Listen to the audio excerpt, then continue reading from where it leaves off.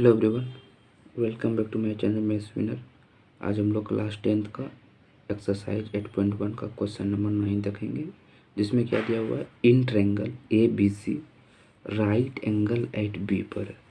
तो in triangle A B C right angle कहाँ पर दिया हुआ है, बी पर।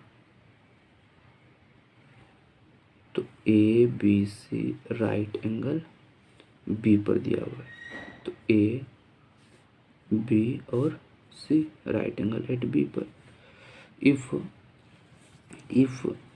tan a इक्वल टू 1/√3 दिया हुआ है, तो find the value of first number sine A cos into cos C plus cos A into sine C.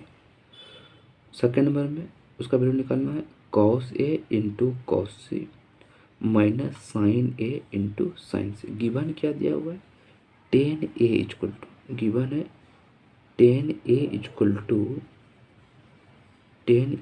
To कितना दिया हुआ है, 1/√3 दिया हुआ है। तो tan a दिया हुआ है ना, ये एंगल दिया हुआ है। अगर ये एंगल होगा तो बेस कौन सा हो जाएगा, ए बी हो जाएगा, और परपेंडिकुलर कौन सा हो जाएगा, बी सी हो जाएगा। क्योंकि हम जानते हैं ना, side adjacent to this angle वो क्या होता है, बेस होता है, और side opposite to this angle वो क्या होता है, परपेंडिकुलर होता है। और tan a इक्वल टू 1/√3 दिया हुआ है, तो हम tan theta equal to formula याद किए थे क्या, परपेंडिकुलर अपॉन बेस, यानी p अपॉन क्या होता है, b होता है। अब परपेंडिकुलर अपॉन बेस हुआ, अगर ये एंगल है तो हम क्या जानते हैं, परपेंडिकुलर क्या हो जाएगा, BC। तो यहाँ पर क्या लिखेंगे, BC, और बेस क्या हो जाएगा, AB। सब रेशियो में बराबर है ना, तो BC का वैल्यू कितना हो गया, 1, और AB का वैल्यू कितना हो गया, √3। अब क्या करेंगे, हमेशा क्या करना है कि हमेशा क्या करेंगे ना, कि तीनों साइड्स का वैल्यू निकालना है, ठीक है। तो यहाँ पर AC का वैल्यू निकालेंगे, किससे निकालेंगे, राइट एंगल ट्रायंगल है तो पाइथागोरस थ्योरम से निकाल लेंगे हम लोग। तो बाई पाइथागोरस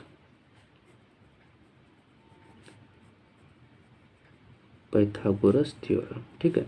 तो पाइथागोरस थ्योरम क्या होता है, हाइपोटेनियस का square is equal to perpendicular का स्क्वायर प्लस बेस का स्क्वायर। हाइपोटेनियस इस ट्रायंगल में क्या दिया हुआ है, AC दिया हुआ है, तो AC का square is equal to perpendicular, क्या लिखेंगे यहाँ पर, BC का स्क्वायर प्लस बेस क्या है, AB का स्क्वायर। यहाँ पर ध्यान रखना है, पाइथागोरस थ्योरम में ये एंगल पे डिपेंड नहीं करता है कि कौन सा परपेंडिकुलर कौन सा बेस। यहाँ पर जो है या तो ये ले सकते हैं या तो ये ले सकते हैं, कोई भी ले सकते हैं। लेकिन जैसे ट्रिगोनोमेट्रिक रेशियो का यूज करेंगे ना, तो फिर वहाँ पर एंगल पे डिपेंड करता है कि कौन सा परपेंडिकुलर कौन सा बेस होगा, ठीक है। यहाँ पर ये डिपेंड नहीं करता है पाइथागोरस थ्योरम में। तो AC का स्क्वायर, तो क्या निकाल, AC का वैल्यू निकालना है, तो AC का स्क्वायर, BC का वैल्यू कितना दिया हुआ है, 1, तो 1 का स्क्वायर प्लस AB का वैल्यू कितना दिया हुआ है, √3 का स्क्वायर, ठीक है। तो AC का स्क्वायर इक्वल टू 1 का स्क्वायर कितना हो जाएगा, 1 प्लस √3 का स्क्वायर कितना हो जाएगा, 3। तो AC का स्क्वायर इक्वल टू कितना हो गया, 3 + 1 कितना हो गया, 4। तो AC इक्वल टू कितना हो गया, √4, यानी कि AC इक्वल टू कितना आ गया, 2 आ गया, 2 यूनिट आ गया। तो AC का वैल्यू हम लोग फाइंड कर लिए, 2, ठीक है। जब AC का वैल्यू हम लोग फाइंड कर लिए, कितना आ गया, 2। अब तीनों साइड्स का वैल्यू हमको मालूम हो गया। अब क्या करेंगे, यहाँ पर पुट अप करते हुए जाएंगे, sine A into cos C plus cos A into sine C. उसी प्रकार इसमें भी पुटअप करेंगे और वैल्यू निकालते हुए जाएंगे, ठीक है। तो हम लोग तीनों साइड्स का वैल्यू निकाल चुके हैं। तो अब सबसे पहला नंबर में क्या दिया हुआ है, पहला नंबर में बोल रहा है क्या, कि sine A into cos C plus cos A into sine C, इसका वैल्यू अब निकालना है। ठीक है, तो sine A into cos C है। अगर ये ट्रायंगल है, अगर ये ट्रायंगल है तो हमको सबसे पहले क्या करना पड़ेगा, यहाँ पर क्या थे, अगर साइन, सबसे पहले किसका निकालना है, साइन ए का। तो साइन ए है ना, ये एंगल है, ये एंगल है, तो इसके लिए परपेंडिकुलर, क्योंकि साइन थीटा इक्वल टू क्या होता है, परपेंडिकुलर अपॉन हाइपोटेनियस। तो साइन ए है यानी इस एंगल को रिप्रेजेंट कर रहा है, तो इसके लिए परपेंडिकुलर क्या हो जाएगा, बी सी, और हाइपोटेनियस क्या हो जाएगा, एस सी, यानी कि पी अपॉन एच, यानी कि बी सी अपॉन ए सी, यानी क्या हो गया, 1/2 हो गया। ठीक है, तो यहाँ पर साइन ए की जगह क्या लिखेंगे, 1/2 इंटू, अब कॉस सी है, अब कॉस सी है यानी कि इस एंगल को रिप्रेजेंट कर रहा है, इस एंगल को रिप्रेजेंट कर रहा है, तो कॉस सी है, अगर ये एंगल है तो इसके लिए क्या हो जाएगा, कॉस थीटा इक्वल टू क्या होता है, बेस अपॉन हाइपोटेनियस। तो ये एंगल है ना, तो इसके लिए क्या हो जाएगा, बेस बी सी हो जाएगा, और हाइपोटेनियस क्या हो जाएगा, ए सी हो जाएगा। ठीक है, तो बेस अपॉन हाइपोटेनियस यानी कि 1/2, अगर ये एंगल है तो कॉस सी जगह आप क्या लिख देंगे, 1/2, क्योंकि कॉस थीटा इक्वल टू क्या होता है, बेस अपॉन हाइपोटेनियस, 1/2 लिख दिए, प्लस, अब कॉस ए है, कॉस ए है, अगर ये एंगल लेंगे तो इसके लिए बेस कौन सा हो जाएगा, क्योंकि cos theta equal to base upon hypotenuse.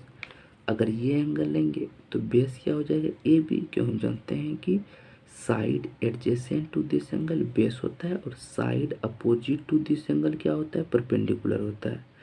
ठीक है, तो कॉस कॉस ए का वैल्यू निकालना है, तो कॉस ए का वैल्यू निकालना है तो क्या हो जाएगा, हम जानते हैं कि आप cos theta equal to base upon hypotenuse, तो इसके लिए बेस ये एंगल लेंगे तो बेस क्या हो जाएगा, ए बी, और हाइपोटेनियस क्या हो जाएगा, ए सी, यानी कि ए बी का वैल्यू कितना दिया हुआ, √3/2। तो यहाँ पर क्या लिखेंगे, √3/2 मल्टीप्लाई, अब साइन सी है, अब यहाँ पर साइन सी लगाना है। अगर ये एंगल है तो इस एंगल के लिए परपेंडिकुलर क्या हो जाएगा, ए बी, और हाइपोटेनियस क्या हो जाएगा, ए सी, क्योंकि साइन थीटा इक्वल टू क्या होता है, परपेंडिकुलर अपॉन हाइपोटेनियस। तो परपेंडिकुलर क्या हो जाएगा, ए बी, और हाइपोटेनियस क्या हो जाएगा, ए सी, यानी कि ए बी अपॉन ए सी, यानी कितना हो जाएगा, √3/2। तो कितना लिख देंगे, √3/2, √3/2। ठीक है, तो 1 इंटू 1, 2 इंटू कितना हो गया ये, 1/4 प्लस, अब √3 इंटू √3 कितना हो जाएगा, 3/2, 2 जा 4, कैसे होगा, √3 इंटू √3 3 होगा, √3 मल्टीप्लाई बाय, अगर √3 करेंगे कितना लिखेंगे, तो √3 इंटू √3 कितना होगा, देखो इसको हम कैसे लिख सकते हैं, रूट के अंदर 3 इंटू 3, हम क्या जानते हैं कि स्क्वायर रूट जो है पेयर में निकलता है। ठीक है, तो इसका वैल्यू कितना हो जाएगा, 2 में से 1 निकलता है ना स्क्वायर रूट में, और क्यूब रूट में 3 में से 1 निकलता है, तो यहाँ पे पेयर बन रहा है तो इसमें से 1 निकल जाएगा।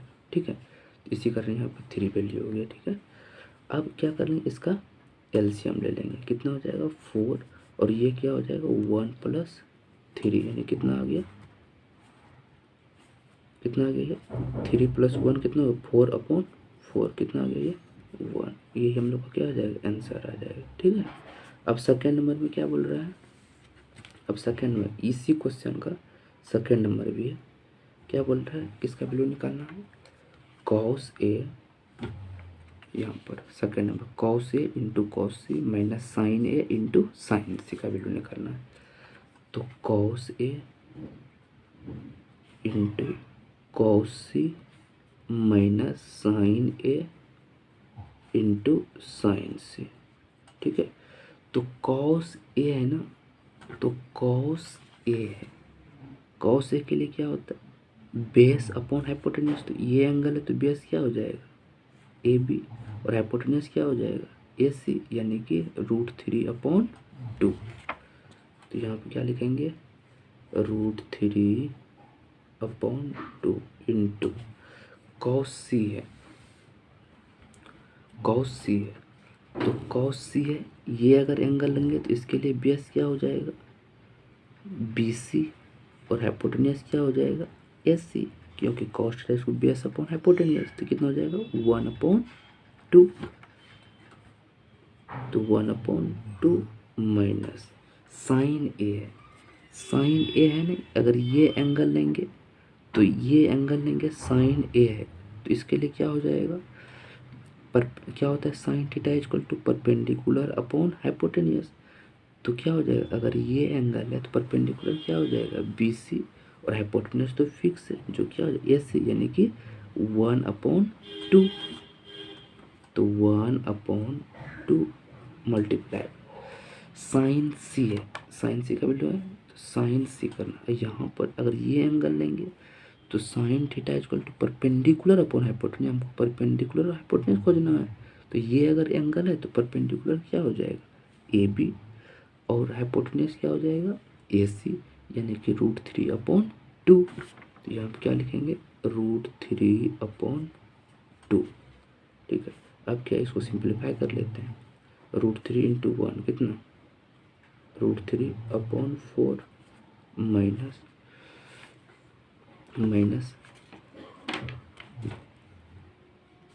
यहाँ पर √3 × 1 कितना √3/4।